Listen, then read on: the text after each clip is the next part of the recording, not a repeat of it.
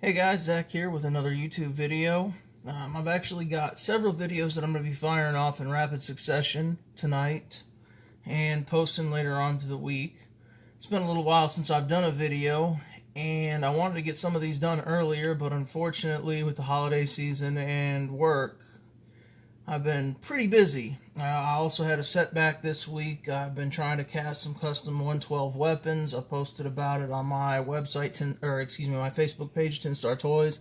Also on the Mezco 112 collectors page and a custom action figure page on Facebook. Unfortunately, a bad batch of resin ruined about half of my molds, and I've had to retool. That kind of took me away from my videos and my custom work. I'll address that at a later date.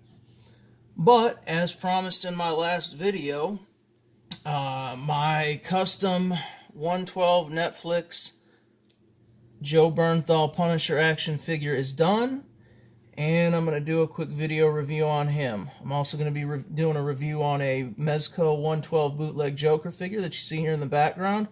These two are authentic Mezcos, and I just want to be clear here. I actually own a lot more of the authentic Mezco figures than I do the bootlegs. I bought the bootlegs to do customs, and I didn't actually get the channel started to do toy reviews, but I picked the bootleg China version, knockoff, whatever you want to call it, Punisher, to do my first 112 custom with, and I looked at some reviews about it on YouTube, and I felt like they were pretty unfair and biased. They seemed largely focused on comparing the figure to the original Mezco, which, I mean, it's a bootleg. Of course it's not going to stand up.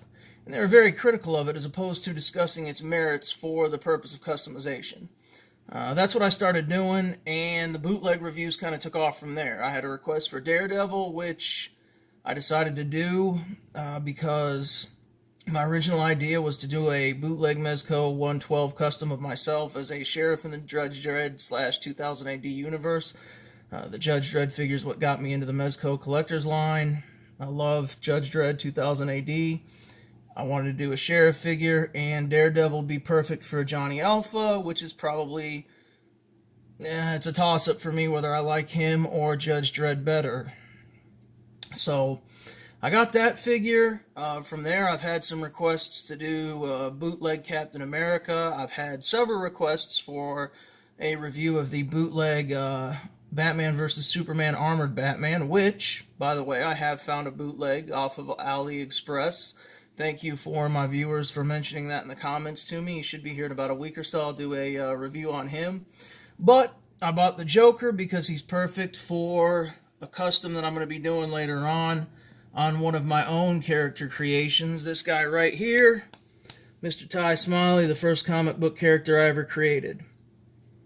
However, like I said, the original purpose of this YouTube channel wasn't to review toys. However, it kind of morphed into that, but keeping true to its roots, I want to show people some tips, tricks, and ideas for doing custom action figures to encourage them to get into the kit bashing hobby, and hopefully encourage some people that maybe think they're not creative enough to do this, and show off my mistakes as well as my successes. So with that being said, I'm going to dive into my first review, which is my finished product of the Joe Bernthal Netflix Punisher edition. Now, he's got a full armory. I didn't feel like dragging that out for the video. I just decided to give him the M249 saw that he uses in the climatic final shootout at the end of the series. I think it looks pretty outstanding with that. And I'm going to go through what I've done with him on the custom features. I also love the fact that the Mezcos come with cloth clothes, and if you're creative enough, you can switch their clothes out, which I've done, and I will get into that in just a moment.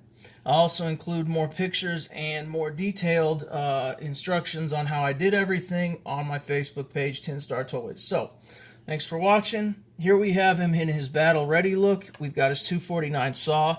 We've got the belt that he wore in the show. I actually took that from the Mezco Spock. You can get these for anywhere from about 20 to 30 bucks on Amazon.com, depending on whether or not you want the box or not. I'm going to use the buckles for something else, but here's the belt. I've painted it black. The black didn't really stick on the gray buckles, but that's okay. This is from a McFarlane military figure. That's actually a resin cast piece. That's not the original magazine pouch. I cast it in resin, painted it black. I've got Joe's Marine Corps K-bar. Every Marine infantryman worth his salt has his K-bar. I actually took this from a 1/6 scale action figure. What I did was I slightly cut it down and recontoured the blade to make it the appropriate size. And because the shape of the handle is very important on this knife, what I did was I cut it at the middle and then reattached it and painted everything, instead of cutting it down at one end or the other and losing the detail there. And another really important point that I wanted to keep is that the Marine Corps version, and I don't know if you can see this in the video, but you can see it in the on the web page, it still says USMC stamped on the blade. Every official Marine Corps K-bar has USMC stamped on the blade. I have mine in my gun safe right now. It's an incredibly sharp and dangerous knife. Don't want the kids getting into it, so keep it locked up when I'm not using it. And I made this custom leather sheath by hand. Unfortunately, I'm not creative enough to stamp the Marine Corps emblem on it like the authentic ones have. But as we say in the business, it's good enough for government work. Joe's also got a holster here. It is a holster that I kit bashed from a McFarlane military. Actually the Marine Recon figure, go figure. Painted it black to match the belt. Joe's got his 1911 in here. Now I've talked about this, shown some pictures. The 1911 that the original Punisher figure came with is based off of the Colt Commander customized with the compensator and the 6-inch barrel that they used in the Thomas Jane movie. In the series, Joe carries a much more marine-appropriate Kimber Warrior, so what I did was I chopped it down. Now, that required me to glue the slide back on so it does not reciprocate. However, the magazine still comes out of the pistol, like on the figure. I think that's okay because anybody that has the Deadpool figure knows that the magazines come out of the Glocks, but the slide don't go back. I also took a small drill and I drilled out the front of the pistol so you can still put the flash accessory in there. Again, you'll see these better in the pictures. And I used a little bit of green stuff to recontour the bottom of the slide, or excuse me, the bottom of the frame and sculpt a Picatinny rail on it like the Kimber Warrior has. And I painted the grips brown because the Kimber Warrior has what we call Simonet Gunner grips. It's basically just a set of G10 grips in a particular color. So there's the belt. Now Joe's got some black combat cargo pants on. This is the original shirt from the Punisher figure. I really didn't do anything to that other than cut the pants off. Now for his combat vest, I took the original Punisher vest, and unfortunately it's a little unwieldy. I probably would have been better off if I would have just stuck with straight foam and not messed with the vest itself. However, pop Joe's head off,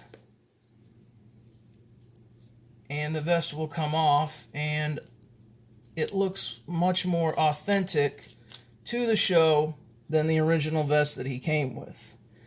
I've added some buckles and some straps. I've tried to keep it as authentic to the show, and what I did to try and get the spray paint feel was I just took a paint pen. It's from a little Japanese 5 and dime store in the Metroplex called Daiso, and it leaks really bad, so I just put some paint on there. I let it fall where it may, and I think it turned out pretty good. It captures the feel of the spray paint on the vest. Now, like I said, what I love about the Mezco figures is that they're almost like the 1/6 scale figures in that, I apologize for the graphic nudity here, folks. But, you know what, it's just an action figure, so some of you may have to get over yourselves.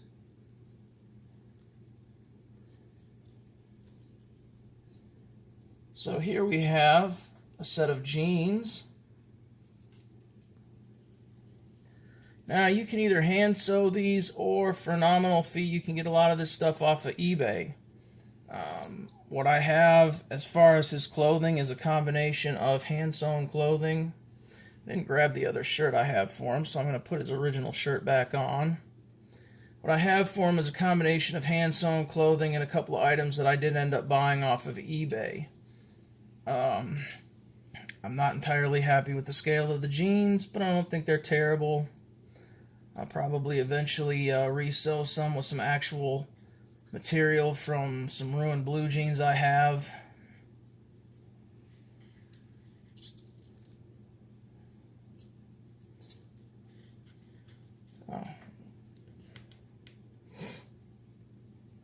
So in the TV series on Netflix, most of the time Joe wasn't in his combat uniform. Most of the time he was running around in civilian duds. So we've got his blue jeans.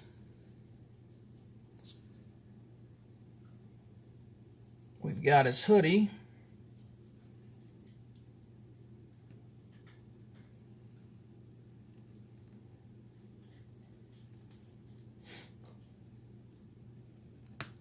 And the reason I'm popping the head off at the neck is that the Marvel Legends and the Mezco 112 have completely different head pegs. So what I did in order to get Joe's head on here was I basically chopped off the head pegs from the Marvel Legends body and from the little peg that goes inside of the Mezco 112. I took my little hand drill that I also used to drill out the hole for the 1911. I drilled a hole in there. I took a small piece of metal wire. It's actually pretty firm wire. I can't remember the name of it, but it's used in surgical procedures. Drilled down, cut a small piece of it, used it to join the peg in the head, and then I Loctited it all together. I would suggest if you're going to do that, guys, do not simply Loctite the heads. I tried that. It did not work.